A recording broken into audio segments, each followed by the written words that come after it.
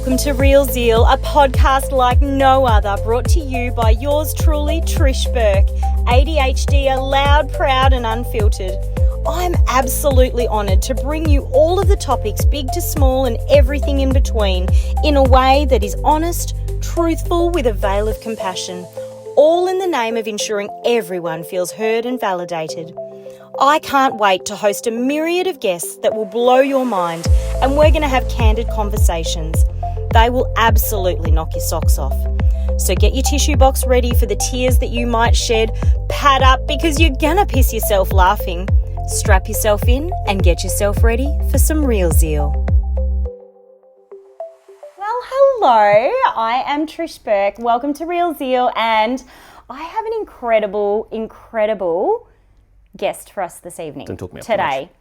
I'm talking him up for the listeners, and for those that are viewers, you can obviously see that he's sitting next to me. This is James Burke. Yep. How funny that we have the same surname, but you are my brother from another mother. No actual relation. No, but the Burke is actually spelled the same Correct. way. Yep. I was going to say correctly as And well. like 20 years ago, we did used to get mistaken for siblings. Yeah, we did. I think that's the half Asian, half other, not Asian, Caucasian, Eurasian. whatever it is. Yes. Yeah. Yes. So we're both Eurasians. Also the fact that we bounce a lot.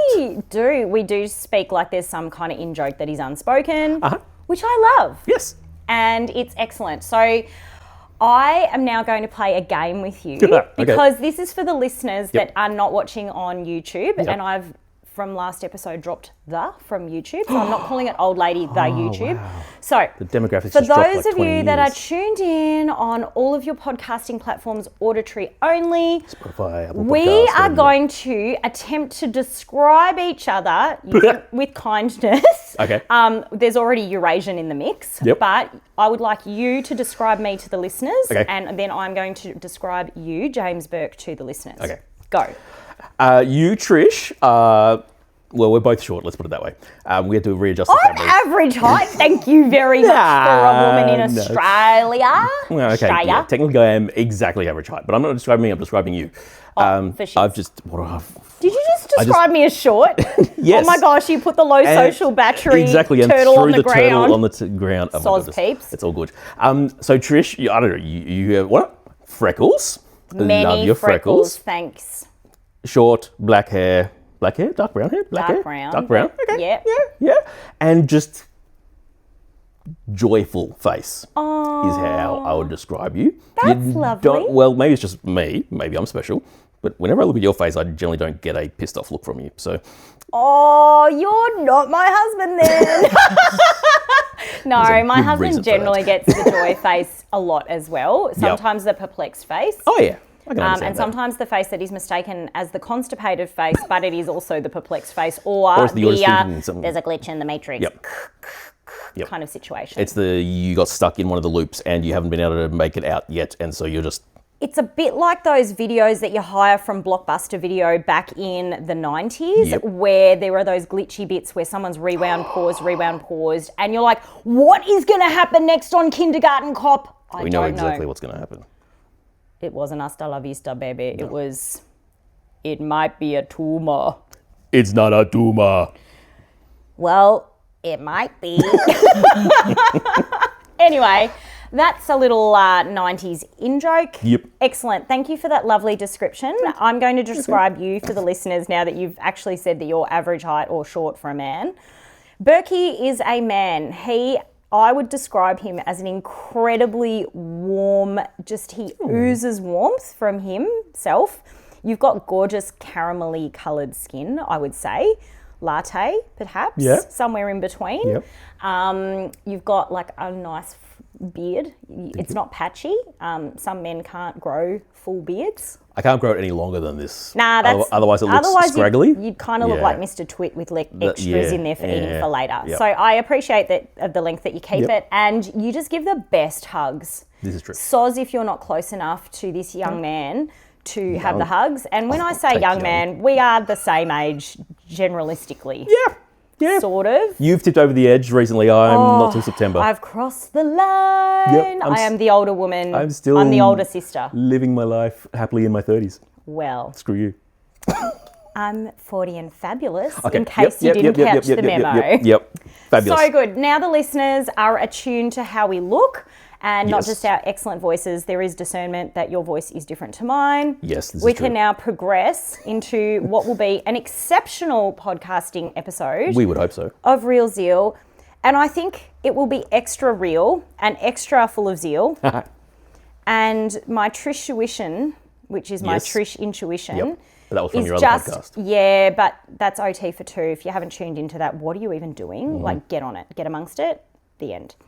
But Also, I know Jane from years ago as well, because we're small worlds. it's a small world after all. Jane and I used to play in a band together, did you know? Do you remember that? Was that the ESA band? No. With like Rochelle and Josh and... Was Jane in that band? Jane was in that she band was too. The fiddle in she that was the band? fiddle and the keys. Yeah. Oh, what was that band called? Curious. And then it's got another name. I don't know. Then I left or got kicked out and replaced by a much better bass player. Well, you are an except. Okay, so James Burke, who is James professionally to Yes. the world. Yes. I have only ever known you as Burkie. Correct. And funnily enough, my nickname when I was in primary school was Burke or Burkie. So we have a lot of things in common. Yep. Not limited to our surnames that are nothing to do with our blood relations, Correct. not being blood related. Oh dear.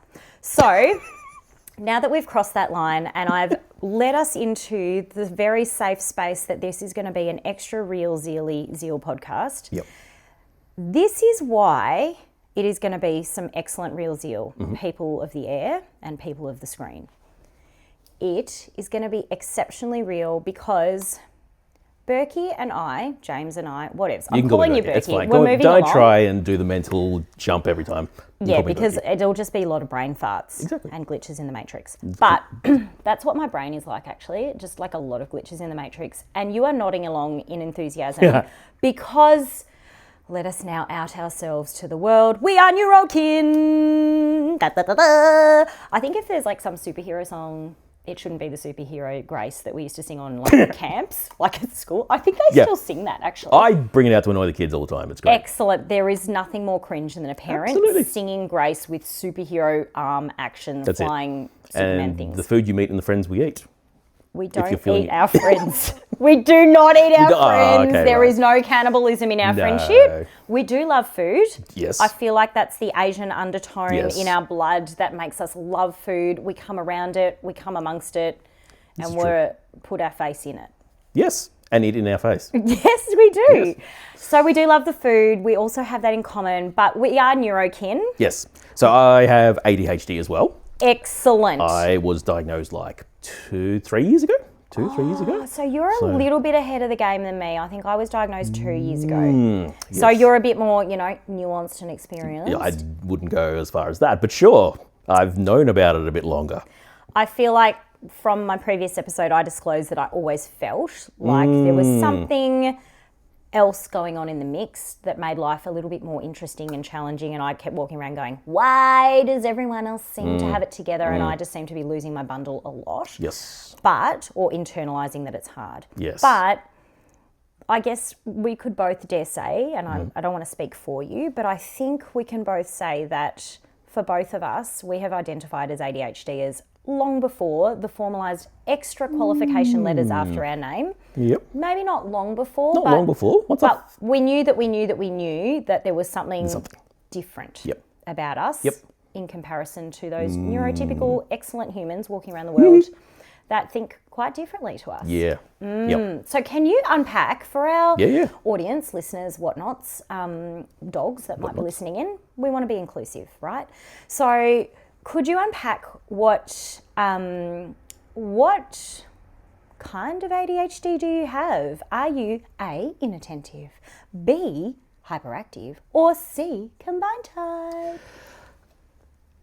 That's a really good question because I actually don't know, and my psychiatrist didn't put it in the report I got. Which, Do you want me to tell you? I can help you. Oh, yeah, I'm pretty sure I'm both, but You combined are type. both. Yes. Do you know how much of each, if you were to take a stab in the dark? Yeah, I'm a lot more inattentive than hyperactive. So what does inattentive look like for you? For me, it is I have Is that a sound? my brain has just gone blank. There you go. That is my inattentive. Oh, stars. No, not at all. Is that a squirrel issue, or are these ducks going in the wrong direction? No, it's actually it's 7:51 p.m. and so my medication's wearing off. Oh my gosh, my medication wore off at 2:00, and the poor little preps that I was working with today just got sucks to be them. Mashed potato brain trees. Yep. So no, I'm in my usual evening post dinner.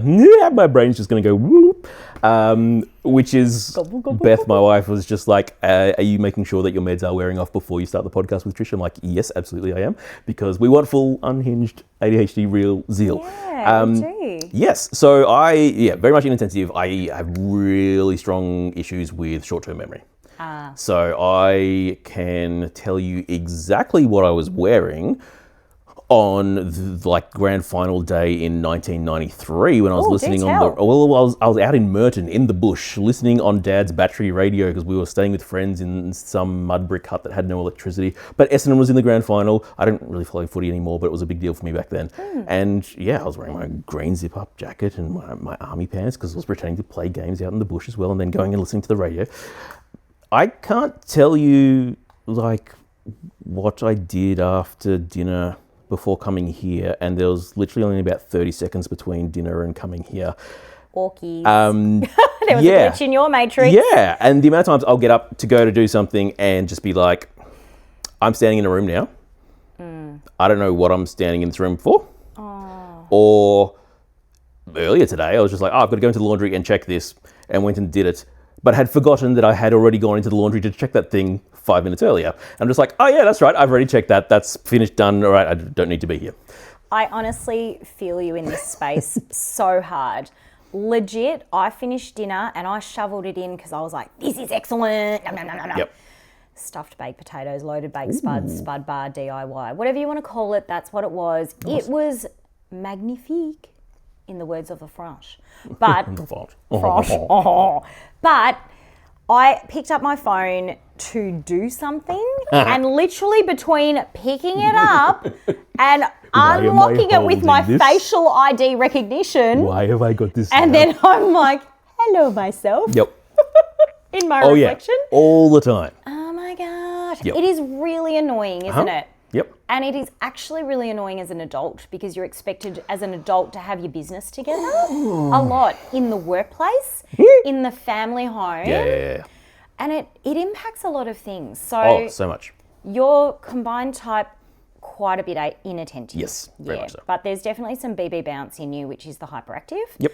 A lot of my hyperactive is internalized as well. Yeah. My brain is spinning and off, there's 2 or 3, 4 more songs going at the same time usually. Yes. And just not the whole song, not even the best part of the song. There will just be 1 line or 2 lines just looping constantly for the entire day. And it's just I don't want that song looping in my brain today, but no, that's just gonna do it. It's also really hard to put a new song in there. Oh, it's impossible. And now I've just put a new song in my heart. It prays you, and the world will see and hear. It's really one of my. So I have another friend who is ADHD as well. She's ADHD actually, and she. Which is autism and ADHD for the listeners. It's the Brangelina Hollywood name for 2 diagnoses in one person. Yep. Okay, keep going. She tries to stick random songs in my head. I'm like, nah, it doesn't work. It's wonderful and great because she will sometimes try to throw really annoying songs at me. Like the song that doesn't end? Exactly. That was... And you're just like, not gonna stick. I'm sorry, I'm immune. You're immune! It's not going to displace the 4 other songs that are already going. So, okay, I love that for you. That's excellent. Can I also ask, with the song thing, if someone says a one-liner from a song, like before, you said put a new song in my... And then I went, in my heart, that's a song that I know. And then the lyrics just started, and then I started singing it for you. Lucky things. I'm not even vocally warm. Imagine if I was. But... does that happen to you? The one-liner. I had to really rein in that thought and bring it home. But you're doing well. Thank you. Yes, I appreciate the accolades. Sorry, I gave you a compliment and distracted you entirely from what you were saying. Now I'm basking in my glory, in my head, royal waving at the applause that is coming my way. No, what I was trying to say, Burkie, stop it. I need to talk about... the song. Yeah, do you hear one-liners that people say and then immediately attribute that to a song that all the time? and then I sing it out. Do you think that's because you're a musical person? And you sing it out. I love that. I can't believe you didn't join in when I started singing that song. It didn't prompt it for me, but... But then I thought you'd join in for a little jam sesh. Yeah, sorry. Okay, fine. Sorry. Whatever. Left me hanging. It's like a high five that you're hanging out there for.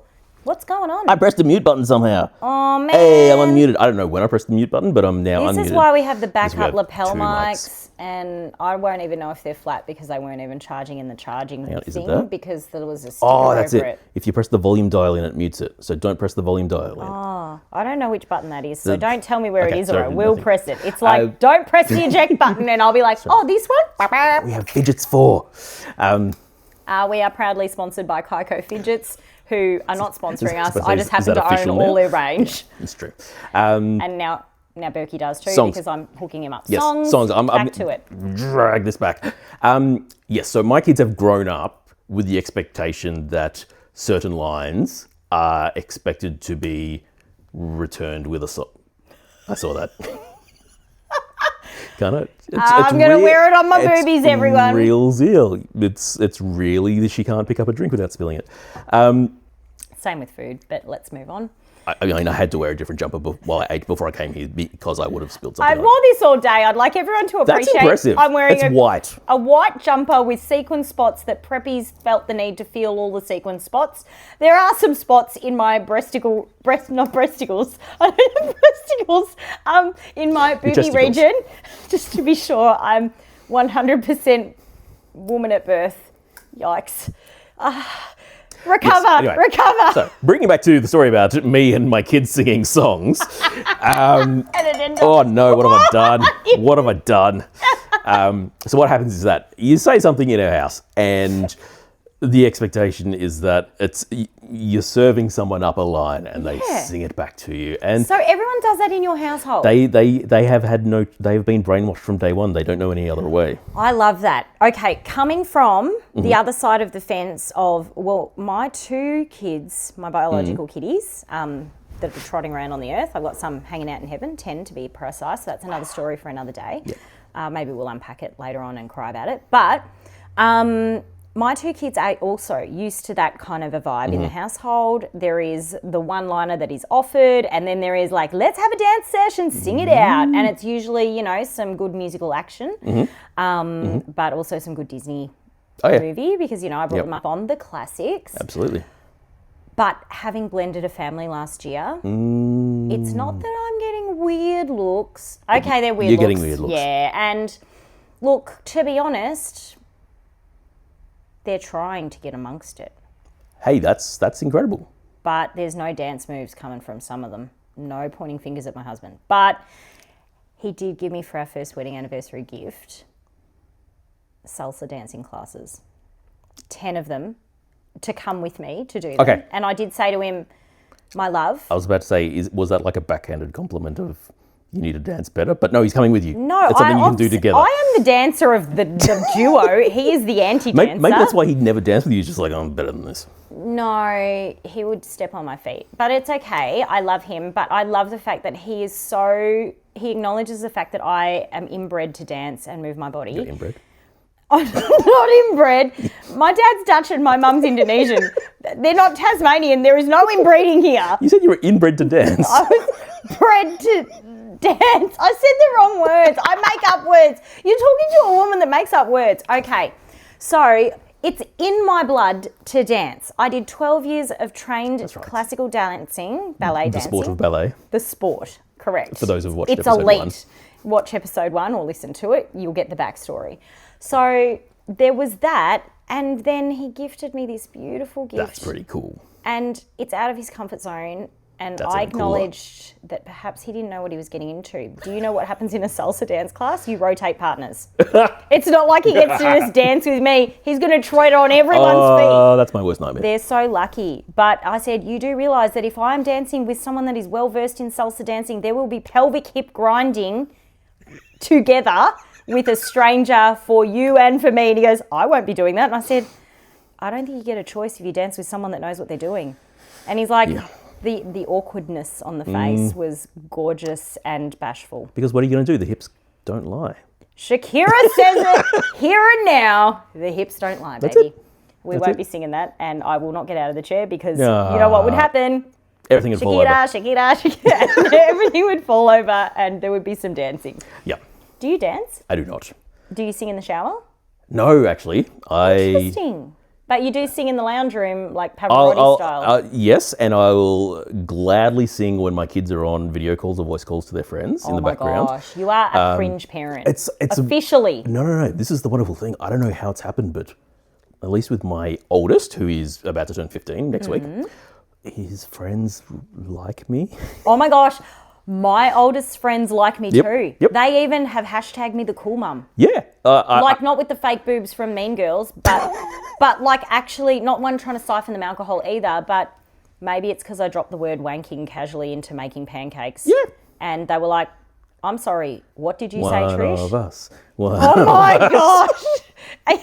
He's doing the hand gesture. Need we say more? No, For the listeners. It's banging on the table. It's not. Yes, okay, but they didn't know where to look to start with. And I said, if you are not having that discussion with your parents, then you're having that discussion with someone else. And for me as a parent, I'm like cringing at the fact that my kids could be having a conversation that is really one of curiosity and one that they could be fed some information that is misinformation or potentially harmful to whatever. And I want to be the one having those delicate conversations with my kids. So we have talked about openly anything and everything since day dot. And it is all appropriate dinner time conversation. I don't know about your household, but... Oh, look, my wife is a birth doula.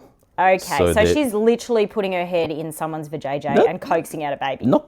She doesn't put her head in there, but... Her hands do. There is, like... Is that part of the doula or is that only midwives? That's the midwives. She's non-medical, but she's there to support and help and everything like that. But the thing is, you do not pick up her phone and... want to look at one of the photos on her phone because you'll scroll too far and there will be baby coming out. Yeah, and amniotic fluid with blood. and fecal matter. The joy and the wonder and the miracle that is birth in all of its resplendent, visceral, bodily fluid glory. Woo, yeah, and there's a lot of swelling down there for the peeps that do not know. That is not what the train wreck of life looks like on a marriage night or your first time night. That is not what it looks like in Ladyland. That you should not look down there if you want to have a good time later. I feel like maybe did you take a peek when Beth? No, actually, both of ours were Caesars. So. Oh, okay. Did you take a peek at her insides? I did take a peek at her. Did you say I've seen your guts? Yeah, I have seen inside my wife's stomach. Did you say that to her though, and did she just go stop saying that? Not there and there in the moment, but afterwards, it's just like I'm like every now and then I'll just bring it up and just like, I've seen inside you. The depths of you. Yeah, exactly. You've seen deeper into her than she's into you. Yeah, exactly. That's it. She's only seen figuratively into you. No, this is true. Yes. Wow. Yeah, you're the one up in that relationship. I am. Yeah, it's true. High five for you. Wow. Being married to a birthing doula. Yes. So there's a lot of... Dinner time conversation would be interesting at best. Yeah, there's a lot of... And the same kind of thing. We've had a very similar kind of approach with our kids about from day dot, normalising that everybody has bodies, everybody has body parts. Yes. And body parts do things as we grow up and change and they get older and things like that. And so... They also change as you're growing older. Yep. Heads up for the youth of today that think they're always going to look splendid and tight like a tiger. You are not. Things are going to head south for the winter and gravity will take over. I will just announce that to you, youth of today, that feel like you will not have 6 chins. You will. And then your selfie game will have to one up like on My Big Fat Greek Wedding. Hold my neck. Or you just grow a beard to cover it. I cannot even go there. I am not going to be growing a beard. I am not a German woman. There is no German heritage. Actually, wait. If I'm Dutch, it's pretty close. Dutch, yeah. That's a skip across the way. Oh, dear. No, I can't. No, there's no facial hair. I microblade. The end. No facial hair. And I can't be like one of the twits from Roald Dahl that has little bits for afters. Do you have little bits for afters in your beard sometimes? No. So you're a clean eater. I'm a clean eater. Yeah, it doesn't land on my beard. It just lands on there. You shut your face. I'm so sorry. I'm in the naughty zone. Oh, dig out, dig out. So. We are very honest with our family. Yes. We have open, honest conversations. It's the only way to live. And I really love that. I am about to have a visceral response to an alarm that has been set to mark that it is bedtime. And if that doesn't go off soon, I might lose my noodle. Anyway. That's fine. We're okay. Everyone in our household works to alarms because they help us stay on track. It's and true. because we are time-blind individuals as ADHDers. That's Can we just visit that topic for a minute? Yes, please. Time-blindedness, can you define it for the listeners? Time stops existing. Yeah. You'll be doing something and it kind of goes both ways. It can be, I need to be at a certain place at a certain time. And that's 3 hours away, and that's fine, and that's no problem at all, because there's plenty of time between now and then, and I know what I'm doing. There is plenty of time, inverted commas. And then 5 hours later, when you look up from what you were doing and realise that you've missed that thing by 2 hours because you lost all track of... Does that happen to you a lot, that you miss things? Not that one, thankfully. I mean, I was a wedding photographer in a past life. You photographed my first wedding, I'll remind you. I did, that's right. We do know each other from a lot of seasons, a lot of history. If people didn't see, there was some kind of hand gesture that was like... Yeah. Anyway, we gotta go there. And yeah, I mean, there was one of my least favourite moments of time blindness was getting a phone call from a prospective client going, hey, are you still coming over to meet at our house now? Ooh. And they lived on the other side of the city, and I had to feign some car troubles and stuff, and just like, I was just waiting for the RACV to... Do you have a series of excuses that you have primed ready for? Now, this is going to out you, so maybe you could just nod a little bit that there are some standard issue, there was something happened. My dog ate my homework kind of excuse. But like I was a kid or now? Because nowadays it's easy, just like, sorry, the kids held me up. As a parent, you just like blame the kids. That's what they're there for, right? Oh my gosh, I do sometimes do that actually. Yeah, there are also, so time blindedness is a thing. So there's that one. Can I say the other half of time blindedness? Please. The other one is that I'm just like, this will only take me 3 minutes to do this job. Story of my life, continue. 3 hours later, you're still doing this job because, dear listener, it did not take only 3 minutes to do this job. As much as you thought it was. In our minds of excellence and of, I've hyper-focused on this and I have perfected it and I'm exactly excellent what at I need to do. And it's not going to be hard. No. But then it doesn't, your brain, my brain, and potentially yours, does not factor in, I have multiple procrastination things that must be done prior to starting said task that will only take 3 minutes. So... Case in point, my share is I got myself up at 4 o'clock in the morning to finish a report or to do a report. Okay, I was doing the report from scratch. Because it was due that day, right? It was due at 9 a.m. or 8 a.m. Who cares? That is familiar. Right. That was my uni days also, but I'll have, Ds get degrees and I passed. With more than just Ds, but some subjects questionable. I'm an excellent clinician, by the way, for those of you listening. My waiting list is very long. Oh no, I'm on a tangent. Help, time blindness. Oh yes, the waking up early. Waking up early. So I woke up at 4. I hit snooze once, which is standard issue on a cold morning.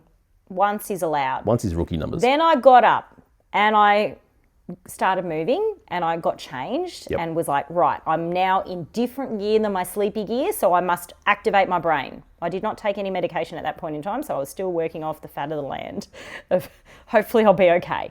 Then I looked at my desk and went, I can't possibly write a report. This is so messy. Absolutely. Who dumped stuff? And there are fingerprints on my desk pad, blah, blah, blah. 30 minutes later, the desk is clean. It is immaculate. Then I was like, there's a little bit of mess just outside of my desk space, so I'll clean that. I see some dirty washing that is out of the corner of my eye. I'm going to go start a load of washing. And lo and behold, an hour and 45 minutes later, I started the report. My alarm usually goes off at 6:30. And 20 minutes later, I had done the report in that window between when my alarm would usually go off and the 20 minutes before that. Can we talk about that part of ADHD for a little bit? Because I've lived my entire life doing everything at the last minute. Yeah, but you got rewarded for it, right? You got over the line. That's it. You if it works out for you every time, especially when you're a kid and forming how to do stuff in life. why would you ever learn to do it any other way? If you're just like, I can just do this the night before, the minute before, the period before the essay is due, I can just go down to the computer lab and write it and get an A, and then that's fine. But the problem is, like, it still happens, and I'm nearly 40. It's okay. I'll tell you now, as someone that has jumped over to 40 and a few months. It's not going to magically fix itself. It does not change. No. And I don't think if you were 60 that it would change either. Do you need a fuck bomb because you dropped your fidget? I think I did. Okay. That's all right. I can get the turtle while I'm down here. Teenage Mutant Ninja Turtles. Low social battery. Actually, no, my social battery is fine today because I've been in a good place sitting at my desk all day today. Oh, so you've wanted a friend all day. Working hard, doing like the past entire week's worth of work. Burkie, when did you get asked to come on this podcast and record it with me, coming back to the OG point? It is not quite 24 hours ago yet. Well, look, classic ADHD also says, I have a plan to start one podcast, but then other little thought pops up and goes, why have one when you could have two? Exactly. And I was like, that's okay, because what I'll do is I'll drop them fortnightly, but on alternate fortnights. But that technically means that you are dropping a podcast every week, which means you have to record the podcast, edit the podcast, and get all of the socials and stuff prepped for said podcast, but then also do that whole process all over again for the other podcast on the alternate week. Breaking my balls, people. Yeah. But I love it, and it's really filling my cup.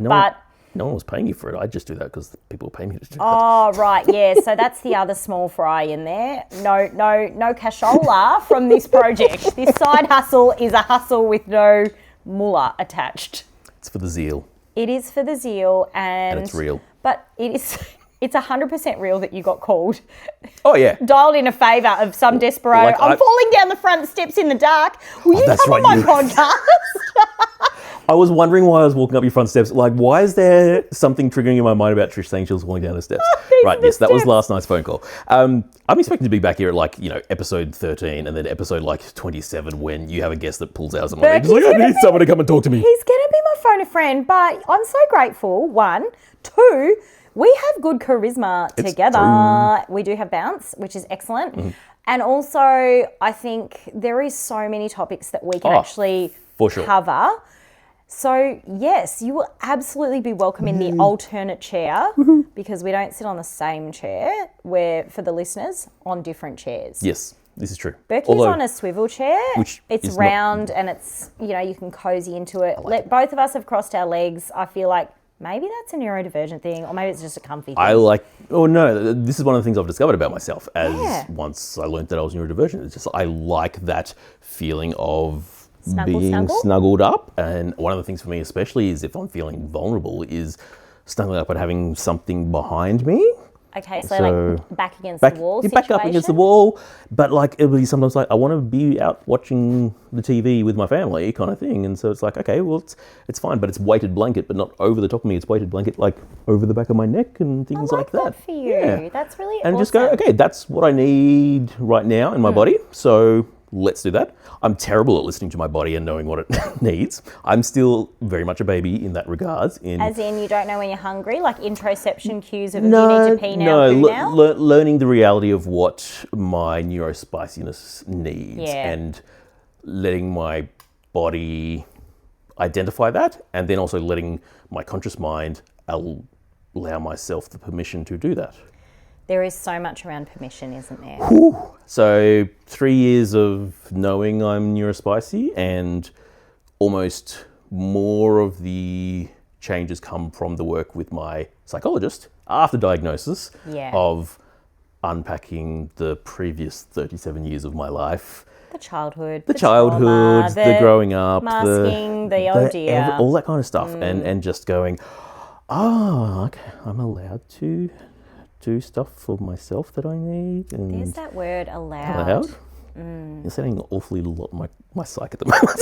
Well, look, having come out of quite a traumatic previous 20 years, 19 years, I can say the word allowed is actually a word, like I finally feel allowed to do a lot of things. But also having finally got my diagnosis, I feel allowed to be myself. Yeah. And to authentically go, do you know what?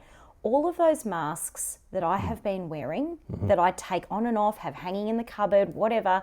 And I am thinking now about Jim Carrey, because he literally was in the movie The Mask, but he there was a reel that I saw on Instagram probably a few weeks ago, and he was talking about, he is also an ADHDer like us, but he was sharing really raw and authentically about the fact that he himself had lived his entire adult life with masks on. Yeah. And even himself, Jim Carrey, was a masked character. Yeah. Would you say that you are owed a good 39 years of Golden Globe Awards? Because I am saying that now. I am waiting for, like, maybe I should just order some on Temu. Do it. And You order everything else off Temu. this is true. Tonight there was a bit of a debacle over which earrings I should wear. Which Real Zeal branded earrings? Yes, because on Temu you can get all the personalised business. I have pencil cases that say Real Zeal. I have earrings in different sorts. Cowbells? Well, the cowbell is not from Temu. The cowbell is from Amazon because I needed it quickly. But the sticker is done on a Cricut, Cry-Cut, whatever you want to call that machine. It's vinyl, and you just transfer it on. My great friend Rach, she lovingly cut those out on her Cry-Cut. I have my own, but I hyper-focused on using it, and then it was dead to me for 3 years, and now I forget how to use it. Do not ask me. Apparently it's just like riding a bike with anything that you have to relearn. Absolutely. But it's difficult. Anyway, I went with these earrings, peeps. They are hoops. They are not silver, but apparently they're silver plated. Who knows? I might get some ear infection, but I did swab them with an alcohol wipe.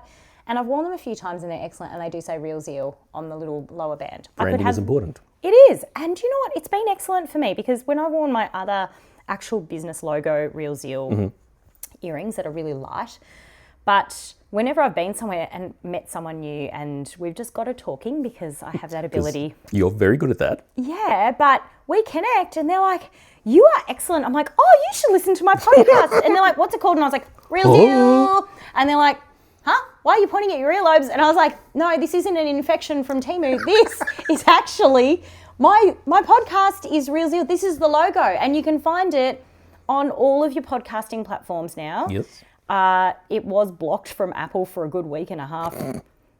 Yeah, it only just got cleared. So a week and a half ago when we launched episode 1, we launched the trailer, teaser, whatever, they blocked it because it was explicit content. And get this. You didn't mark it as explicit? I did. The resolution of our logo was too high. Okay, usually people are like, it's too low, we can't use it, it'll be grainy. So we send them the high res one. They complained about that too. But now we have rectified the situation and some lovely chappie has been emailing back and forth, you know, please reply above the line. And with explicit step-by-step instructions, which I need. And then I forward to Chantel, my creative content director, who is amazing. And you also know her. I know Chantel, yep.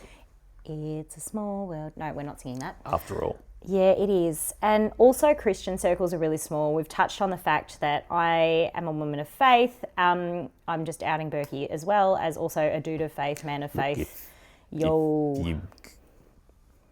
Yeah. Professionally, if you came across me, you'd know that. I work for a Christian organisation. So. Oh, okay. Yeah. Like it's fully out there, people. He works for a Christian organisation, which is a Jesus following organisation. For those that you want that, break it down now. Do you want to sing a song about that? No, that just blindsided me and everything's gone out the other ear. I'm really sorry. It's hilarious. But we were talking about branding and the excellence of Temu and the excellence of wearing your brand on your ears. Wearing your brand is important. You obviously have gone down the route of wedding photographer and worked for yourself. Yes.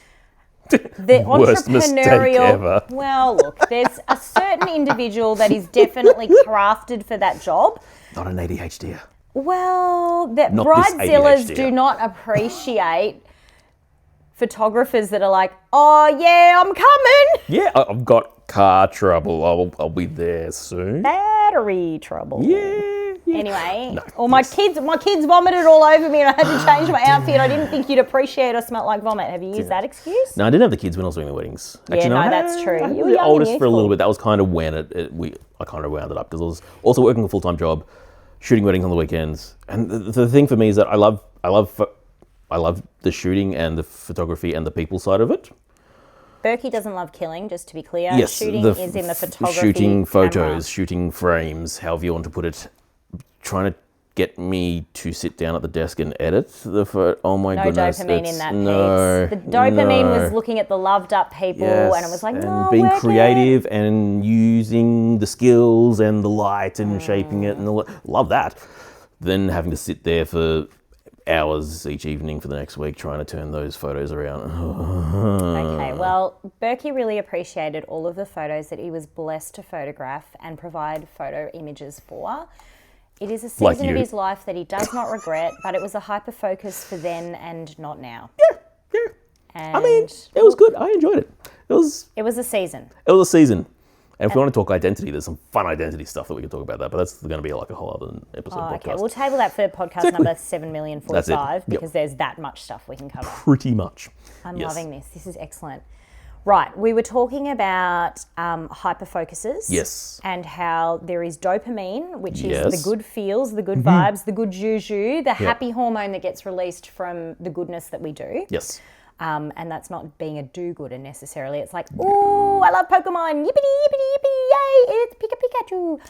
Or something like that. Oh, sorry, did I just bring back some childhood memories? No, like you're leading to a place in the podcast where I was just like, there's one thing I'm going to bring with me because it might come up in the podcast as like a prop, and then I forgot to bring it with me. Is it Pikachu? No, it's not Pikachu.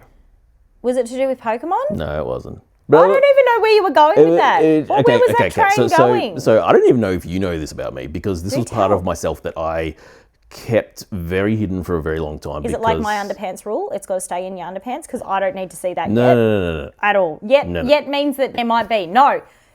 Burkie's wife, hear me. I do not want to see beyond the underpants. This part is getting at us now. Oh my gosh. I did say nothing was off limits and we were both going there. There have been hand gestures that have been inappropriate. I did say this was not appropriate for little ears to be listening to. You didn't say it at the start of this episode though. It is marked explicit content. Hey, there we go. There has been some F-bombs. Excellent. Please say what you were going to say. I'm a massive Star Wars nerd. Oh my word. Yeah, and you probably wouldn't know this about me. Because for the longest of times, I was just like,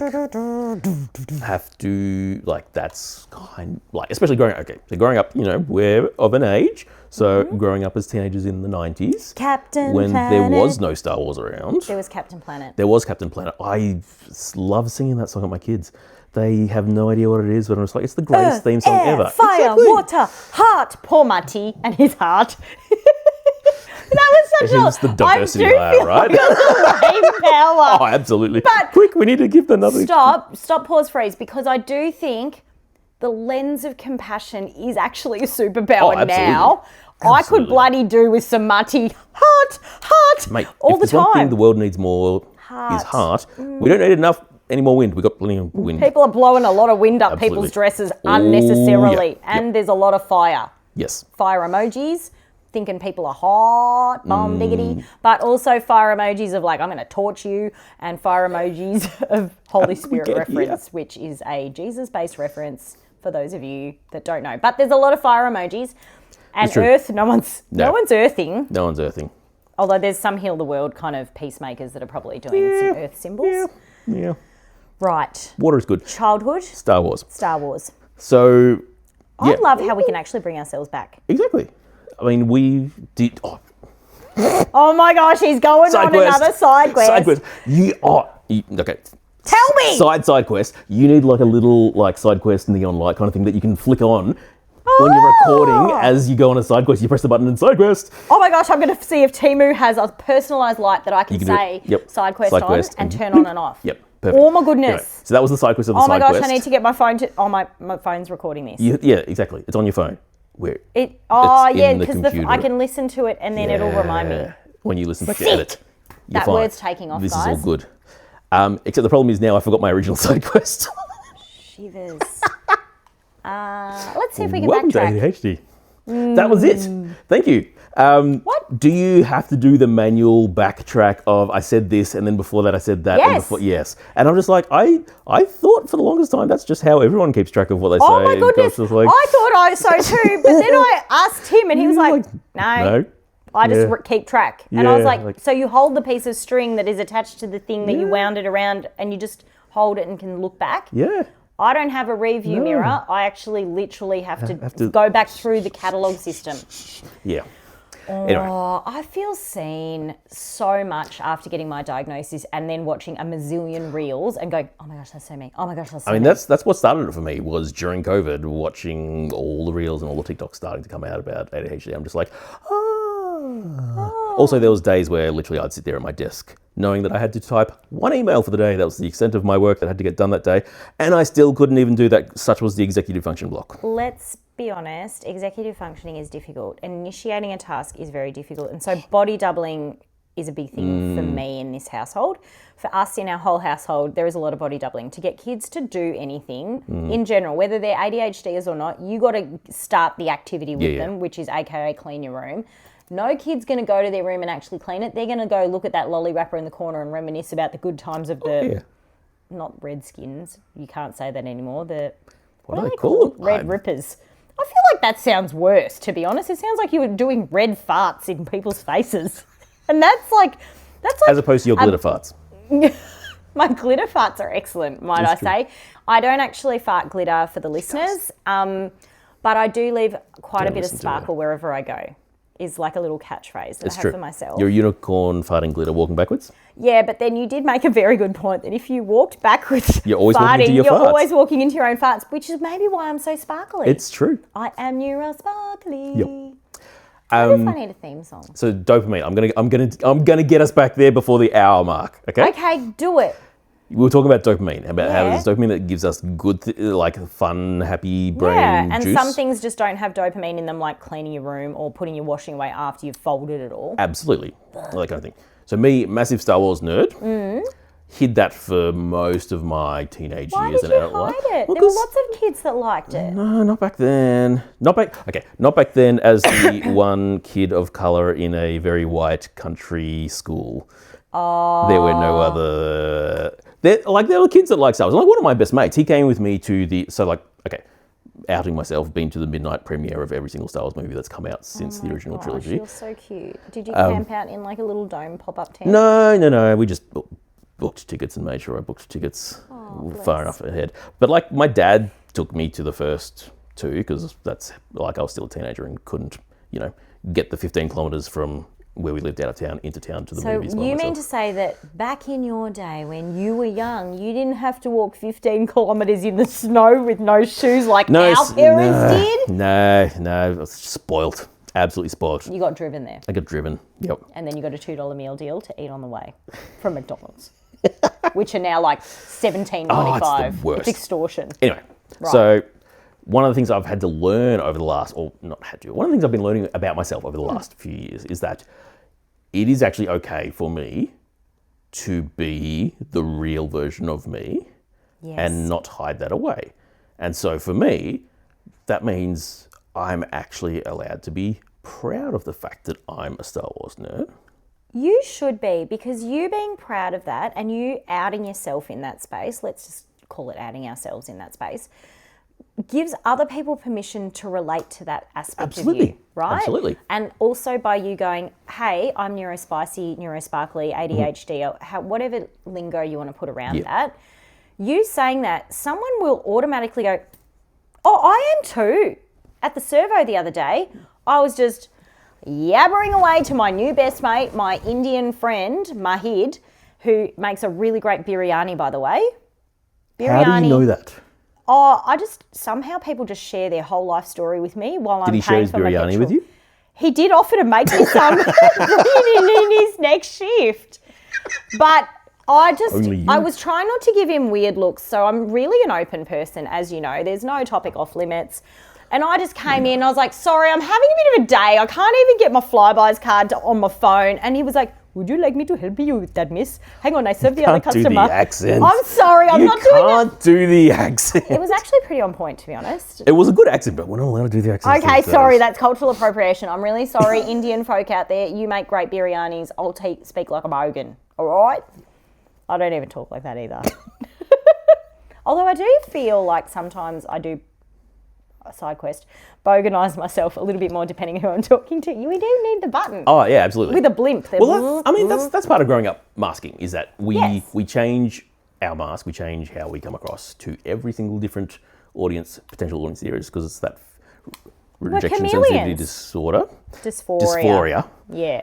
Yeah, that huge thing for me as well. Where am I? I'm in the rejection sensitivity dysphoria. It's like a haze. It is. With many tabs in our brains, there's probably basically a third of my brain space is rumination on the things that I've done wrong, the things that people have said maybe were a little bit constructive criticism-y, and not even said meanly, but then there were the mean things as well. I had a massive, my wife and I had a massive conversation last night, unpacking a whole bunch of stuff over the past few weeks kind of thing that we've been talking around topics but haven't had the time to actually talk through topics kind of thing. And then realised, like, today I got all of last week's work done because I'd been in that daze of the RSD for all of last week and my job requires me to be creative, and you can't just turn creativity on and off when you want to. And I'm just like, today I could just sit down there and create, and it was wonderful, even with kids around and everything like that. Another sidetrack. But yes, anyway. So the thing I was going to bring in was because one of the other things I struggle with sometimes, which I'm only learning and allowing myself to believe is a thing now because I'm allowed to experience things how I experience them, and that is valid, is that sometimes, like, crowded places are too noisy for me. So what are you going to do? I have earplugs. And do you have loops or no, do you have a different sort? Because I was a muso back in the day, I've got custom molded earplugs that fit my ear specifically. People, hashtag jealous. They're really nice. I don't know how I afforded to pay for them as a poor uni student that didn't have a job. But did you have some sucker that you knew through a connection to do it? No, I paid full price at an audiologist. It's like $300 or something like that. Like, I mean, nowadays everyone is like $300, whatever. But $300 back when when I was we were kids uni was a and lot of money. And didn't have a job. It was eating toast for 2 weeks. Plain pasta. As the only cheese. meal. Yeah, exactly. Sad. But considering the fact they've lasted me like 25 years. So you use those. I'd still use them. That's exceptional. How much does it take out? Does it completely mute? It's a 15 decibel. So it's just enough to take the edge off it. Yeah. But I can still hear everything. So I have loops that are negative 16 decibels, and that is, I would actually wear the negative 18 decibel one as my standard go-to. Yeah. And then that's like, it just cuts the cafe hum right back. And I shared in the last podcast that neurodivergent individuals hear everything at the same volume. Yes. Pretty much. So the voices in our heads, which are not cray-cray voices, they are just our multiple tabs open. Burkie's saying he's cray-cray, but good for you. We're all a little bit unhinged and unfiltered, but we all hear things to the same level as neurodivergent individuals. So that little hum of the cars that are just passing by in the street, for me, if I attune my attention to it just for a split second, it is as loud as your voice in this room beside me. And then you can't unhear it. No. And then once you start hearing it, it's like the ticking clock when you're trying to fall asleep. It gets louder and louder. And then all of a sudden, the breathing that you are doing is equivocal to the ticking clock in 6 rooms away. Yes. So it's true. You were going to bring your little noise cancellers in case I was too noisy? Or No, because what I've done, because I like making things, I 3D printed a comlink from, like, a prop from the Star Wars movie, which is like a little radio communicator thing that they have. Yeah. Made it hollow with a screw lid, and that's where my earplugs live in. That's with a little clip that goes on my belt, and so I get to pull out and have the double the dopamine of, especially because I'm just like if I need my earplugs, it's because I'm a bit overstimulated. It's a bit stressed, but then I get to pull out my Star Wars prop, which has my earplugs in it. So there's some dopamine there in getting to open it and go, oh yeah, this is cool, and I made this, and it doesn't really. It's not this. So that is that's the magic pill from Yeah. Kaiko Fidgets. And if you spin it, it demagnets really from itself cool. and it whirs. And so there's a bit of an ASMR kind of a hum happening. But it is a visual beauty because it's oil slick as well. Yes. So it is quite the thing. If you... I will send you a photo of my earplug case, and you can put that up with the stuff. I can put it in the show notes, and people can have a look-see, because I love your creativity. And that's the learning of going, hey, sometimes I need, as a person with ADHD, to have things that will give me the dopamine hit when I need it. 1,000,000%. I often dress for the dopamine. This is something I put on my stories on Real Zeal, is that today I've dressed for the dopamine, and usually earrings are part of my dressing for the dopamine. So often I will find earrings that are like interesting, or I've got great colour pop that will automatically lift my mood. And we are heading into, for those of you that don't know, Melbourne was once voted the most livable city, and I still believe it is.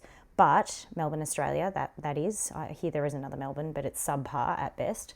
So in the winter in Melbourne, for the listeners, Burkie, describe the mood of Melbourne. It is black. Bleak. And grey. And that's all anyone wears, is black and grey.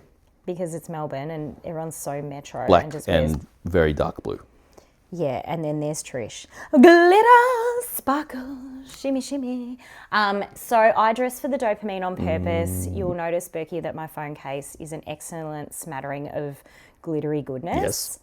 With the MagSafe ring in place so that I can hook it up to anything and everything. Absolutely. But I am all for dressing for the dopamine. I understand when you say, I just need a fidget case that holds my noise-cancelling buds, but it actually gives me a little bit of something to look at. And that's the same for my AirPods noise-cancelling case. It is a pretty case. And my beautiful husband does not ask me, Trish, why did you get a pretty whatever? Why didn't you just get the basic version, which was cheaper? He knows that the dopamine is really important and presentation is really important, not just how I present myself, but even how I plate my food. When I plate up food for my family or even friends when they come over, and I'm so excited about having you and your tribe over for pizza night. Duh. It's going to be excellent. We have a Gosney, and if you don't have one, get one, or just Google it. Or just get a friend with one and invite you Well, over. yeah. Well, if you, again, I will say, if you have not been invited around for a meal by me, Try harder. Try harder. Keep practicing. Keep practicing being friends with me, and I will let you in eventually. I might have an opening in 2027. Not sure yet, but everyone else has taken the spots. Soz. Yeah. I love this for us. But dopamine is a huge part of the drive for ADHD. If there is no dopamine in a task, we ain't going to want to do it, people. Nope. If you're going to want us to do a report, edit pictures, you're going to want us to do something that is snoring, we ain't going to come to the party unless you dangle some carrot that is excellent. Now, this is a problem for the bank account for a lot of households. Burkie, how much do you have, like a you can buy this for yourself list if you do XYZ? No. Oh, no. You're not a buyer? I'm not a buyer. I am the, I don't know, the financial literacy as ADHD people would be an interesting topic to talk about, because that's one of the things that I have found that I struggled with. As much as I know all the theory and had parents who gave me wonderful instructions on how to budget and make sure there's enough money and do all that kind of My stuff. dad has a ledger book to write every expense in. Yeah. I know there's Excel spreadsheets Our dads are of the now, same age. and there is an app for that Yep. also. There was a notepad that lived on the kitchen bench that when you came back from the shops, you had to have the receipt and you would write how much the receipt was under which category it was. I'm just taken back to my childhood, Yep, which that's it. is still very real. I feel in my parents' household, there is still some kind of receiptage and penning it in, penciling actually, Yeah. so that it can be corrected if incorrect to the cent. Yes, but no. So I usually don't have. Okay, if I do X, I can do this. I'll do it for myself with time or space things. So it's just like, all right, I know I need to get this work done. Okay, then it's I will go and game on my computer for however long. Or, Okay, so you've got a treat bank of treats. Yes. It may not be food, and it may not be buying. Okay, it might be food. Whatever. It's I'm not sometimes judging food, you, because there is definitely food in my dopamine bank.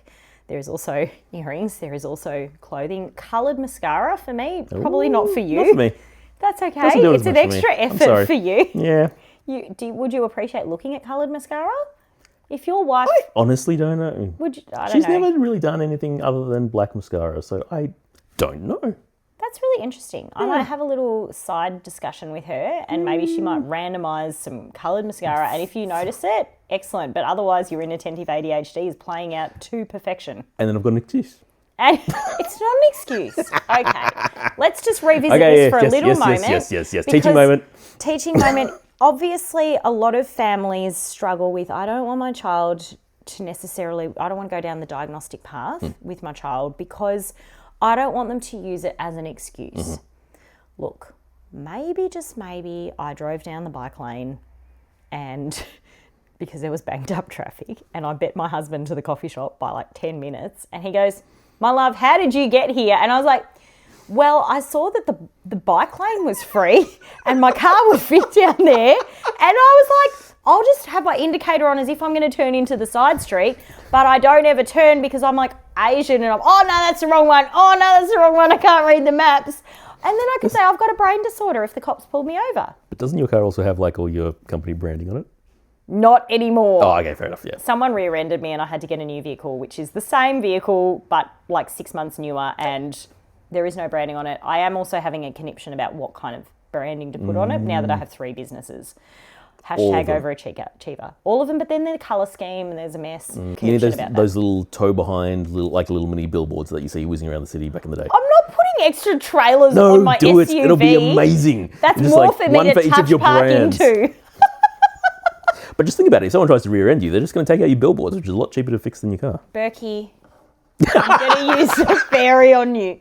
This is my work wife, Jo from Kaiko Fidgets, said that I had to have this. We both have one. Shall we share with the listeners what she does? She's cute. She's beautiful. She's even a bit squishy, which is excellent for, the tactile. Bitch, fuck you, motherfucker. Shut the fuck up, asshole. Bitch, fuck you.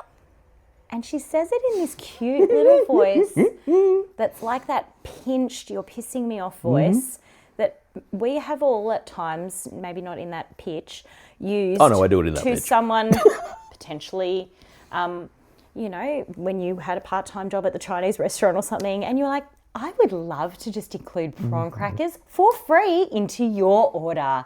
But we all know that the tone of that voice is absolutely I'm throat punching you and absolutely going to spit in your dinner. Not that I would have ever done that. You would never. But I'm very certain that if I'd ordered something at McDonald's and was rude, there was definitely a 15 and 9-month person spitting in my burger for shiz. You got to be nice to service people.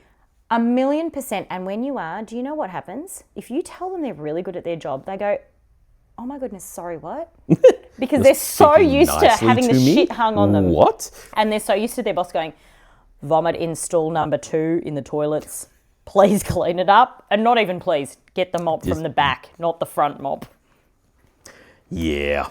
What was your part-time job? My first job ever was shoveling dirt on a flower farm. Legit.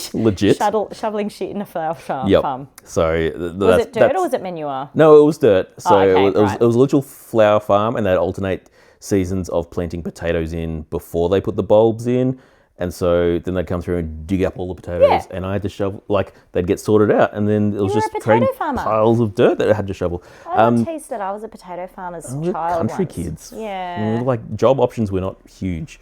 Then I was a commercial carpet cleaner for like a good 3 years. Oh my goodness, do you remember when I was at my uni part-time job at the Melbourne Club, Auspicious Melbourne Club, which was a gentleman's club, not sick perv gentlemen, auspicious actual old world gentlemen with clothes on. Rich, too much money, probably control the government.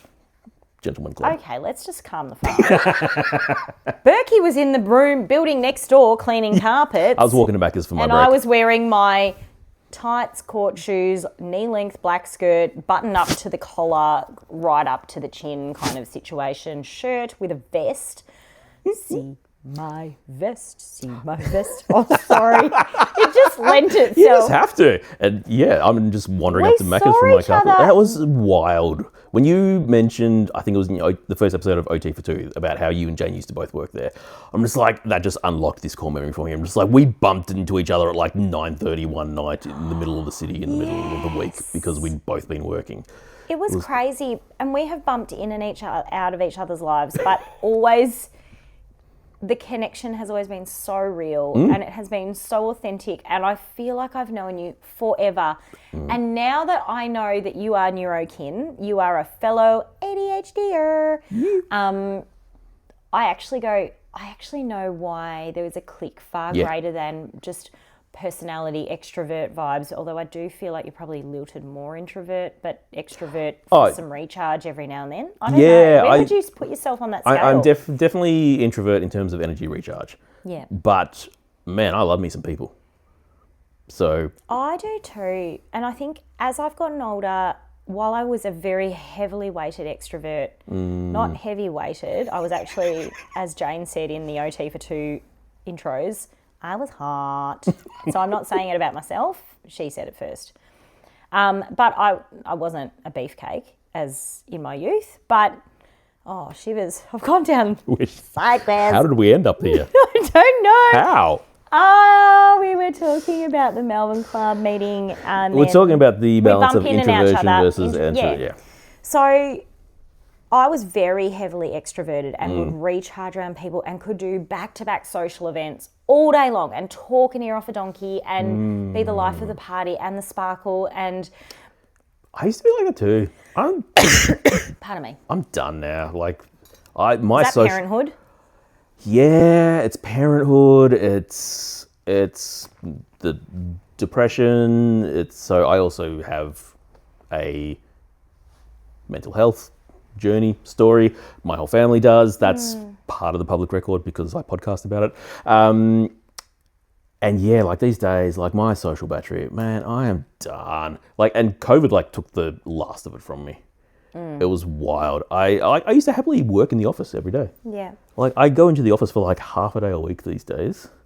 And I come home on a Wednesday, like 2:00 on Wednesday afternoon and finish the rest of the day working from home. Fetal position, dark room. Like I've sat around and it's only like, there's only like 10 other people there. And I'm just like, I'm done. I need quiet and space and controlled environments. And I think that leads me to my next question. Pouring out of an empty cup. So as parents, all the bloggers and all of the parenting gurus, not myself included because I am a realist in my neurospiciness, will say that you can't pour out of an empty cup. This is a very old school saying. You cannot pour anything out of a cup that is empty. If the vessel is empty, there's nothing coming out. You're getting crickets, right? But I've been trying it for like the last 15 years. Legit, I've been pouring out of an empty vessel for 40 years and it just keeps getting more. It is like a miracle, never-ending packet of Tim Tam vessel or some kind of dry well that ain't dry because some Jesus miracle has happened. Who knows? But as parents, we're constantly given this message of you need to make sure that you're self-care and rested and that you've done, your mindfulness and you're in the moment. Okay, I'm just doing all the catchphrases of the now. We're all nodding along. There is an element of nodding along here. So in that, you are now neurospicy, proud, you've got mental health stuff going on that has been long-standing family stuff that is generational and we can break those chains, absolutely. And you're doing the things to help your mental capacity, your physical well-being. You're doing all of the things, right? How does your neurodivergent needs, and I'm saying needs, not wants, because we want ice cream, but we need silence sometimes. Or we need to turn the volume on life down. Or we just need basic dinner that is easy to eat, like Wheat Bix or something, or toast that is Old Faithful. Okay, so how do you have your needs met when you're in a neurospicy family, a neurodivergent family, and everyone else has different needs, man? Yeah, that's it. Everyone has different needs. And it's real. It is. And like there's seasons where I'm literally cooking, or not cooking, but organising 4 different dinners because that's what... You're an inclusive household. Yeah, that's I also cook different dinners. That's what 5 the ways. needs... 5 ways, wow. Okay, you got me. Risotto 5 ways. Can it be done? Yes, it can. Absolutely. Because you just don't combine all the ingredients and then you combine them at the end in different sections. Risotto buffet. It's like a risotto buffet. It's like the Spud Bar. It's like taco night, Have we just invented right? something?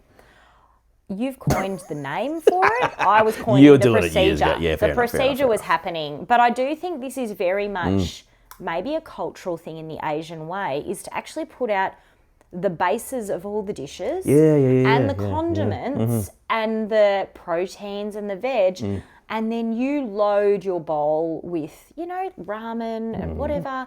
like all of these noodle-based dishes or broth-based dishes, soups, for whatever. In Asian cuisine, there is a lot of, pardon me, I burped up my dinner. That was excellent. Yum. Spud bar. It was good. As long as it tasted good a second time around, it's all good. Well, lucky we were talking about food. That was very timely. Yeah. So in Asian cuisine, that is very much, the table is laden with lots of options and you do a lot of pick and mix. Yep. So it's almost like neurodivergence catering on the actual food sense. They cater to neurodivergence different needs by doing that. And that's cultural.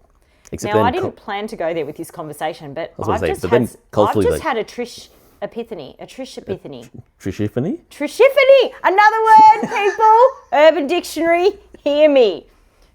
How did we say that? I don't know. Trishiphany. Trishpithany. Oh, shivers. I can't coin a phrase we can't even say. Let's do it back, do it in edit, and then just... We'll crop it out. Yep. Chantel, can you crop that out? Thanks, babe. You're excellent. Buffet, catering to neurodivergence and different needs. Yep. Yes, we do it when we're cooking dinner. But then there's the child that needs to have auditory stimming of saying the words over and over or swearing over and over or who knows. Yep. But then there's the child in the family. There's the person in the household. It may not be the child. It might be the partner that needs silence after a certain point of the day because they've reached their threshold. Yeah. Then there is the temperature control aspects of the household, perimenopausal wife potentially, and then there's like the person that is running really cold and needs the heater on, and then someone that's walking around with legit fans around their neck. I am proudly endorsing neck all of the fans, the neck fan from Amazon, the other fans from Temu that I bought that are falling apart because they're not as hardy as the other ones, but potentially they could all be bought from the same place. It's true. We're catering to different needs. How do you do that when you come home and you yourself want to just get in the bottom of the shower and cry? Yeah. And I did overshare about that shower story. My version of that is bed. It's curling up in bed, doing it like right up and like just face hole out. Do your kids come at you? Maybe this is more of a mum thing and I don't want to presume, but on Saturday I was legit on the mellow mat that is on this floor. Yep. I had my Bible out and I had notebooks out and I was listening to all my sad song playlist, which is a legitimate playlist, people. Dido? Yeah, that was on there, Life for Rent. I wanted to hang it up.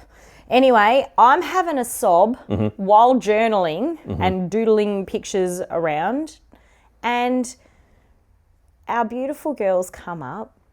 There are two parents home, by the way. This is the preface of the story. I'm sobbing. Wet tears are coming down my face. They're not even like, I'm not even just going, there are actual tears fountaining out of my eyeballs.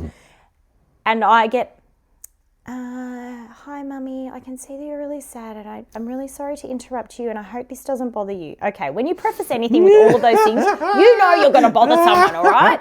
It's happening. But do we have any biscuits?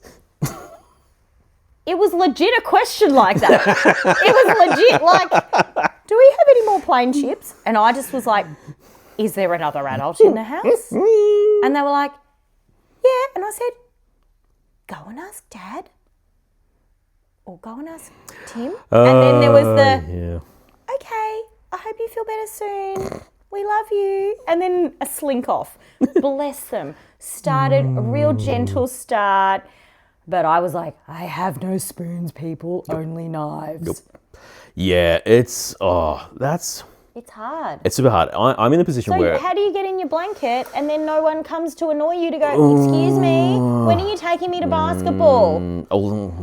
Helpful thing about that is that my kids don't really have any no, they do have some outdoor stuff. So there's often not very much I have to make myself get up and do this now. But I'm jealous. Yeah, okay, but let's park that there. Yeah, we'll park it there for another matter altogether. Do I wish we were out of the house more? Yes, I do. So again, let's park that for another matter. I really struggle with this because I work from home so much of the time as well. So most of the time, and I'm dealing with kids with non-traditional school situations as well. Yeah. So they're at home a lot more than you would traditionally expect a 15-year-old and nearly 10-year-old to be. Okay. all the while I'm trying to work and do that kind of stuff. And my wife being a doula means she is basically perpetually on call except for a few weeks of the year, so that she might just all of a sudden like get a phone call and then she's like, okay, bye. And it's just like, okay, bye, we'll see you in 4 hours or 36 hours, we don't know, bye. And That's also an interesting thing as a planner myself. I find that really challenging to scaffold my life around. Yeah, I'm not. But you're supportive and encouraging. I'm not a planner, so that works for me. Okay. So I'm just like, yeah, whatever. That's great. We do it now. We'll just deal with it as it comes. But yeah, so how do I do it? How do I find? I really don't know. Amazingly, as the kids have gotten older, and I think as the kids are starting their own journeys of discovering their own brains. Yep. There's a lot more understanding, and so we can actually, and kind of like we were saying at the start about how, very open about bodies and bodily practices and all that kind of stuff. We're now becoming a very open family about how our brains work and what our brains need. And so, like, even though our youngest is only 9.5, I can say to her, hey, look, I'm feeling really, really overwhelmed by all the noise at the moment. So... but I also still need to work. So I'm going to have my headphones on. I'm going to have my hoodie up over my headphones. I'm going to be at my desk and I just need to be not interrupted until whatever time on the clock it is. So you calmly state your needs. Yeah. And you're really transparent about that.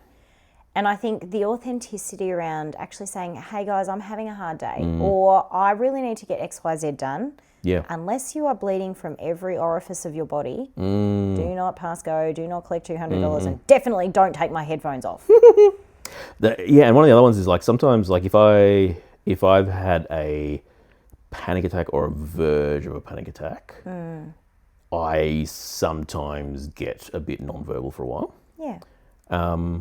But now that the kids kind of know that, like they can see me up and around the house. I might be okay enough to be up and doing stuff and things like that. But I'll text them a question instead of asking them a question. Yep. Not feeling like I can talk at the moment. What do you guys want for dinner? And throw it in the family chat. If it's both of them, send a message to each of them individually. If it's just one of them there kind of thing. Oh, I'm heart emojiing that so much. And just going, yeah, because, my daughter she's the younger one, without having learnt about it or dealt with it, has sometimes just realised that, that sometimes I don't want to talk out loud. And herself. Yeah. And so, before she was older and had a bit more access to technology, she'd go and write a little note in her notebook and bring her notebook into us and things like that. That kind is of thing. beautiful. And I'm just like, hey, it's just the same for us as adults. Sometimes we're like that, and sometimes I just need to keep doing stuff but not have interruptions, or I'm here and I want to do stuff with you but I just can't. I don't know what the actual physiological side of it is or mental side of it is, but I can't talk at the moment, so let's just, but I'll happily sit with you on the couch and let's watch something on the TV. Beautiful. And, after 20 minutes, half an hour, all of a sudden enough time's passed and I'll just go to say something and all of a sudden my voice works again. I'm just like, cool, all right. Hey kid, I'm back. I really love that you've taken your family on the journey with you about yourself, your self-discovery, and in sharing that kindly, authentically, they've been able to afford you the compassion that you've needed in that space. And like you've said, you've got a teenager that's 14. Yeah, 15 on Wednesday. Sorry. Nearly 15, whatevs. Yeah. And not whatevs, it's important. It's important. But you've also got a young'un, a 9-year-old. But I'm imagining that this isn't just new news this week. Like this has been a number of years that they have been learning. Dad is learning about himself. He's sharing as he learns. And I feel like that's been my journey too. Yeah. Like I'm learning about my brain and my body and what my sensory needs are. And people, I will just say, hear this. They change. They change day to day, moment to moment. You might be feeling completely grossed out by the dinner you loved yesterday, but today it's not hitting the vibe for you for whatever reason. Yep. And if we're a bit overtired, if we're a bit hangry, if we're a bit thirsty, if we've got a headache, everything feels different. And that jumper that you loved yesterday, you cannot tolerate and you must rip it off your skin immediately. that is a very real place for individuals, not just neurodivergent individuals, but also neurotypical individuals. We don't feel the same consistently. Yeah. Our sensory needs change. And so, you know, the blaring level of the sound system that you had driving home from work or school at 34 out of 40 was excellent for yesterday afternoon. But you get in the car at 8 a.m. the next day and that feels aggressively hurtful to your entire system and you have a visceral response to it, which is like a must get out, evacuate, eject button, whatever. You can't seem to find the volume control quick enough, I find, in those circumstances. So for all humankind, not humankind, all humankind, our sensory systems fluctuate and are in flux consistently. Our sensory preferences continue to change until we breathe our very last breath. You might not have enjoyed mushrooms at the age of 8, but maybe now at 34, you are happily having mushies in all sense. Maybe not the magic ones. Maybe you are. More appropriate at 34 than 8. Look, I will disclose that I didn't even know what weed was supposed to smell like when I moved to university, and I lived on residence and there was a lot of people smoking things and I would walk through and people were like, oh, they're on the chuff, and I'm like, yeah. And then I was like, what the heck was that supposed to smell like? And they're like, Trish, it's kind of like the socks gym bag situation smell, a bit funky. And I was like, I thought that's just what young adult men smelled like. And apparently women with armpit hair. And my they uni, did. They did. I didn't know. I grew up in a small country town that wasn't that small in Bendigo, and quite the sheltered life. Yep. I only learnt what blue balls was in my first year of uni, and it was not 2 balls that are blue. Enough said. Anyway, safe to say that I am one up on my husband in a lot of those terminologies now. I've done some fast learning. I hyper-focused on it in my first year of uni.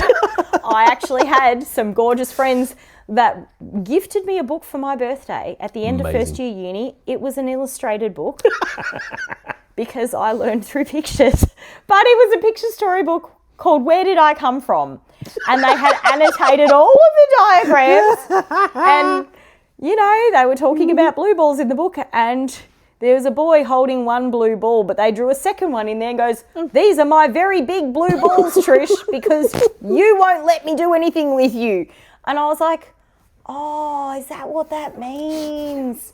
I literally, my 21st birthday speech, Jane said, she finished the speech with underneath, she's really blonde. Because I would always come out with this, is that what that means? That innocence. That tracks. It was. Anyway, I don't know how we got on that side quest. That's all you. But I feel like we're going to come and land this home because affording each other care and compassion, being honest, real, authentic with those in our space, that is our families that we live with. That is our partners. That is our children. I think a lot of adults feel like I've got to be the grown up and like have my business together. Apologise if you do stuff wrong, adults. Apologise to your kids and model that even adults get stuff wrong. Hey, I'm really sorry I forgot to buy you a Lamington for Lamington Day. I stuffed up. My brain went to fudgesicles. I'm sorry. Even grown up stuff up, because that then allows children to go, well, now I've got permission to stuff up. One, not on purpose, but there is grace in that space. But if we don't own our problems and our challenges and our mistakes, how are they going to do it? We need to be modelling it, and it will just get transferred down. Correct. To them. And so by sharing with our kids as we learn about ourselves, what works for us, where we're tracking, if we've had a hard day at work, for example, and saying, hey guys, work sucked. I need to just plonk and do nothing and play on my computer for a couple of hours, and I'll see you after that. And actually being real about that. But then also in that space, we sometimes expect kids to be little adults, and we kind of go, why are they having a tanty at age 15 on the floor, having a big suki lala about what feels like a small problem? To them, it clearly is a big problem. And to them, it may not be the big problem. There may not have been a culmination of things that added to the iceberg, and that was just the tip. But when we actually go, hey, for ourselves, we need to be afforded some grace on the days that things are not floating in the right direction for us, Yep. or we're just feeling like the world's up against us, Yeah. or we're riding some kind of wacky-do wave into the shore. I'm using a lot of analogies here. You love but analogies. I do love them, and I think that they sometimes help others to understand. But what I am saying is that it is really important that we're taking those that we love, our nearest and dearest, on the journey with us. Would you agree? Absolutely. And being real and authentic in that space, even if that real and authentic is also shedding a tear as a man in front of your kids and actually having a big boo-hoo about what is not going well for you. Yeah. That's being real. That's one of the things I've had to learn is that on this journey and relearning how I can be and how I can deal with things in life is that I can actually then also allow other people to take care of me. Yeah. I can fall apart and sob in bed and let my wife cuddle me and look after me. And I can then go out to the kids later and go, hey, sorry you heard me bawling my eyes out before. I'm okay. Stuff's going on, but I'm okay now. And model that to them and give them the freedom to then go, okay, well, if mum and dad can just be going through feelings and look after each other and do what they need to do that, then we've got the freedom to know that we've got somewhere we can go when we're feeling that stuff as well. I love that. I love that for you. I love that for your relationship with your beautiful lady. And I also love that for your children because your teenage son is seeing that it is absolutely valid to have all of the feelings and to let them out in the form of tears. Yeah. Because toxic masculinity of today will emphasize that a man holds it together. But I actually think the vulnerability is in the space of being real, owning your emotions and expressing them. And that's harder to do. That is way harder to do, but in doing that, you actually have a release, don't you? Absolutely. And holding all of that business inside, I can only imagine with the pressure of you are, the man of the house or whatever those stereotypical phrases are, that's a lot of pressure. And realistically, as I've learnt to let those things go and find that release of sharing it, it's led to a deeper relationship for my wife and I. Beautiful. And it's led to me being able to be more honest and vulnerable and present with my kids because Amazing. then they know that dad's not just putting up a front. Yeah. If dad's excited and here and pumped, he's excited and here and pumped, and that's because of me. Cool, awesome. Oh, it's so good. And I think you being vulnerable, my Tim, he's also a really vulnerable man, and he's cried in front of our middle child, who is my daughter. But now that we're a blend, we call them our children. As a family, we're inclusive, even on that sense. Yep. And so while my middle child is not his biological daughter, he loves her like he loves his own daughter, biological daughter. And he had a big cry with her just about the fact that there's some real heavy stuff going on for us as a family and, without going too much into it, but like we're still learning each other in this space. And I'm still learning my neurotype. We're all still discovering our own brains and how they work.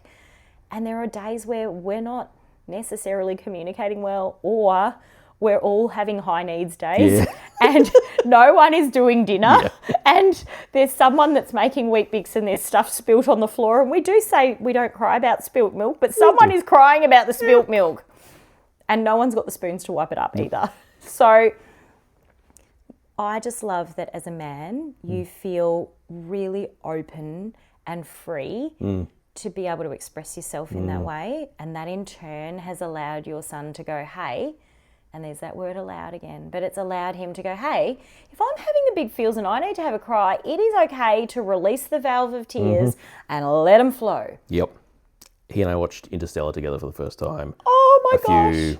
Tim loves that movie. Amazing movie. We could have a movie watch-a-thon. And I loved that one of the things he said to me at the end was just like, I've cried 6 times during that movie. I'm just like, good for you. Mission accomplished. Love that you know your emotions and you feel like you're able to feel them and let them out when you want. and it's a safe place in your home to do so. And I really wish that the whole world was a safe place for us to have our emotions. And it's actually okay to be really angry and really disappointed, maybe a culmination of different emotions and a combination all at once. I think very often people feel pigeonholed, like I can only feel angry, or I can, but you can feel angry and absolute sheer joy at the same time. And I think as an ADHD, as we're like, we are constantly like ticked off about these things, and there's joy about these things, sadness about those things, and absolute guilt tripping. Oh my gosh. And here we come into land. It has been an absolute pleasure. Oh, thank you very much for having me. To chat to you. We started on the high and the bubbles, and we did also come down to some really low, raw aspects of our lives. Thank you for sharing so authentically with me, with our listeners. And I really can't wait to, 1, just to have pizza night. 2, now we're having an interstellar movie watch-a-thon. And it is a longer movie, so excellent. Very long movie, But also, I cannot wait for the future podcasts to come. But can you please, for our listeners, because you have mentioned a couple of times that you have your own podcast, and this is not a shameless plug, but what is your podcast called? Because curious question for those that are on the other end of this. So I produce and host a podcast for my work called Anxious Faith. It's a podcast that was born out of mine and my wife's journey with mental health, and looks at the intersection of faith and mental health.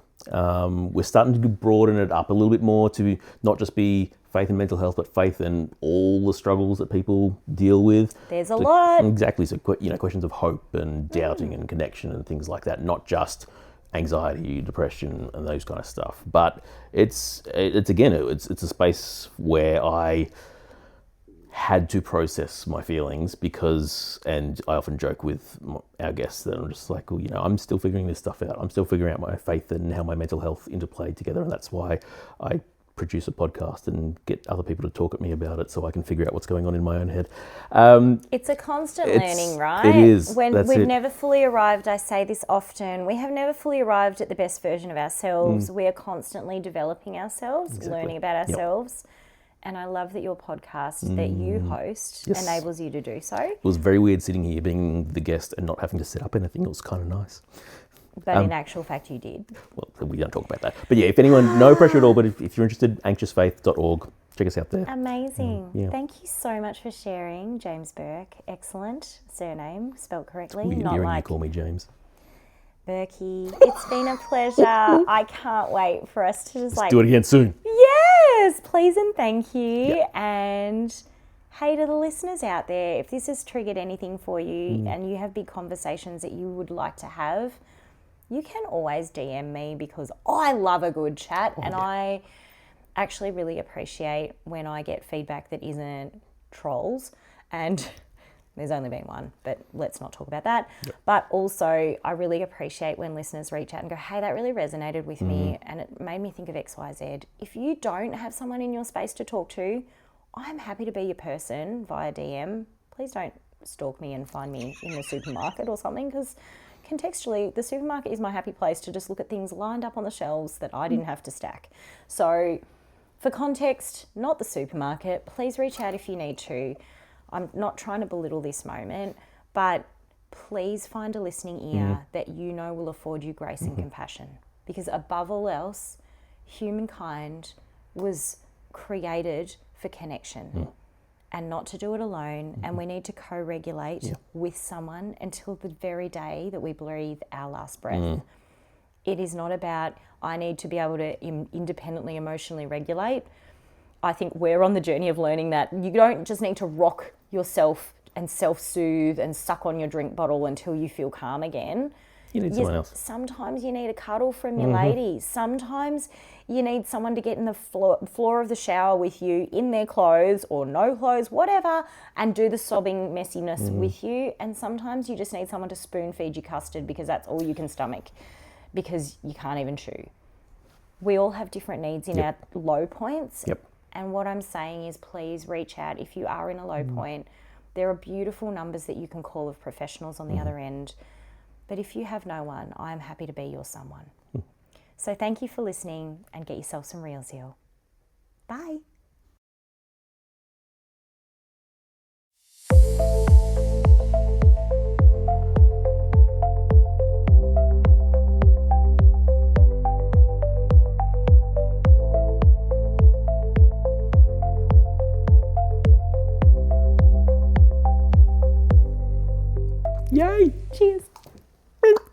I don't know if that's a bad thing to do with microphones. Eh, Who cares? Who cares? I love the colours. that's it. Look at that. So good. Did it. Doobie-doo-doo that. We did it. I'm a scat man. Doobie-doo-doo-doo. You know we're still rolling on the other camera. Fuck. These are the outtakes that everybody enjoy. Apparently I need a clipboard. Oh, yeah, clapboard. clapper. Yeah. Do you need those for a podcast visual? I feel like Only that's a if bit you- excessive. Only if you're syncing multiple cameras, but even then these days you don't need them anymore. So. I think it's just for show. Yeah. I think I want one. But that's it. There'll be think one on it'll be on Temu. Temu? There'll be one on Temu. There'll be one on I Temu. feel like I'm proudly and endorsing then you can get Temu. Rebecca to cut more vinyls, and you can have it branded as well. And Oh my gosh. the sky's the limit. Yes. Do you want to eat some Easter eggs?